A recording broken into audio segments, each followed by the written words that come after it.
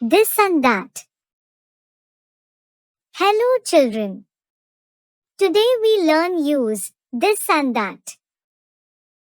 This is Sheru. Sheru is a dog. And that is Nikhil. Nikhil is a boy. Can you tell me why we used this for Sheru and that for Nikhil? Because Sheru is stand near. And Nikhil is playing far. We use the word this to identify or point out a single thing, animal or person near us. We use the word that to identify or point out single thing, animal or person not near us. Look at some examples. This is a car. And that is a plane. This is a tree. And that is sun. This is ball. And that is cat.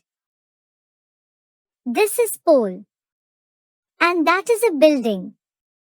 Hope you understand use of this and that. Next chapter is he and she. We will learn about this when we meet again. See you in the next video.